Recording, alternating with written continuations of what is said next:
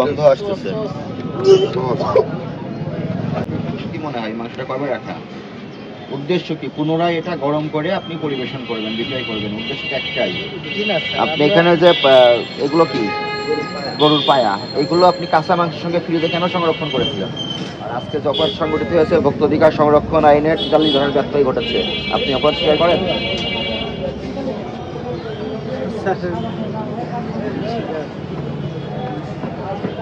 এই অপরাধে আপনাকে জনস্বার্থে সতর্কতামূলক ১ লক্ষ টাকা আর্থিক জরিমানা করা হলো। কেউ জানেন না, তাহলে এখানে রেখেছেন উদ্দেশ্য কি? এটা আপনার স্থান করা আছে, ওদেরকে বলা হয় এগুলো তাকে ফেলে দিন, কিন্তু ওরা মতো করে এটা করেছে। আপনার এই বক্তব্য কি বাস্তবসম্মত হচ্ছে? এখন স্যার আপনার তো এই রান্নাঘর নিশ্চয়ই জাদুঘর না যে মাংস রান্না করে দীর্ঘদিন ধরে সাজিয়ে রাখেন। না স্যার, ওটা চেহারা দেখে কি মনে হচ্ছে? কিন্তু আরো জনসাধারণত আছে, আপনাদের কাছে কি মনে হয় মাংসটা কবে রাখা? উদ্দেশ্য কি? পুনরায় এটা গরম করে আপনি পরিবেশন করবেন, বিক্রয় করবেন, উদ্দেশ্যটা একটাই। জি না স্যার। আপনি এখানে যে এগুলো কি গরুর পায়া, এগুলো আপনি কাঁচা মাংসের সঙ্গে ফ্রিজে কেন সংরক্ষণ করেছিলেন?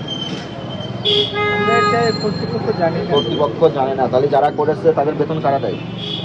বেতন তো কর্তৃপক্ষ দেয়। তাহলে আপনাদের দায়িত্ব কি ছিল?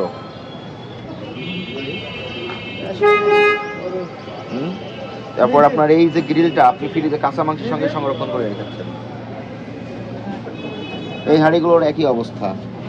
লবণের প্যাকেটটা দেখেন তো, মস্ত সে লবণ যেটা রান্না করতেছিল রান্না করে, মানে পুরোপুরি কোনো হোটেলের পরিবেশ হতে পারে না, তো যেটা দেখলাম।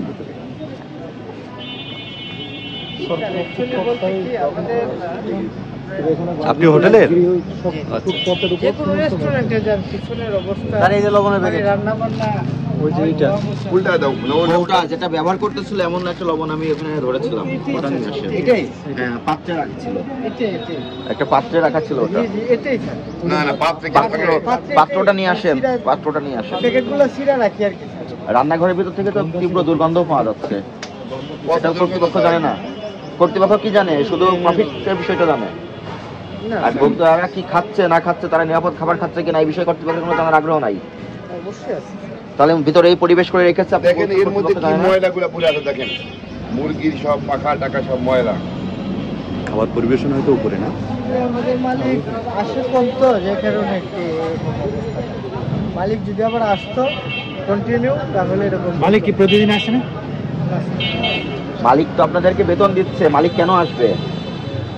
দেখি হোটেলের যিনি ওনার, উনি তো আপনাদেরকে বেতন দিয়ে রেখেছে। এইগুলো করা স্যার, এই সসটা খুবই মারাত্মক বাজে এবং এটা খাওয়ার অনুপযোগী, নষ্ট।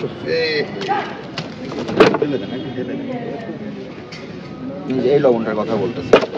এটাই সেম প্যাকেট, আপনি কেটে দেখুন। গবাদি পশু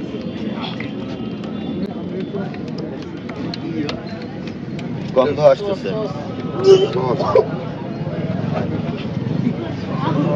বন্ধ খেতে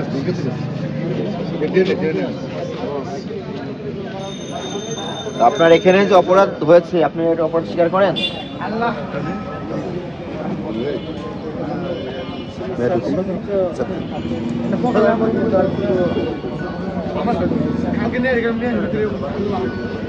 আজকে আপনি আপনার এই রান্নাঘরটা সম্পূর্ণ নিট অ্যান্ড ক্লিন করবেন।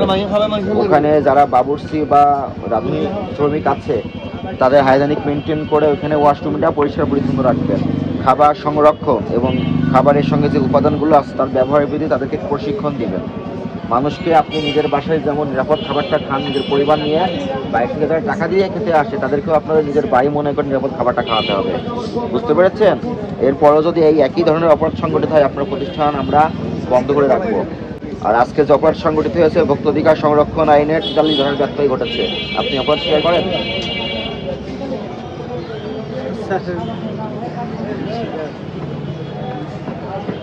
এই অপরাধে আপনাকে জনস্বার্থে সতর্কতামূলক ১ লক্ষ টাকা আর্থিক জরিমানা করা হলো।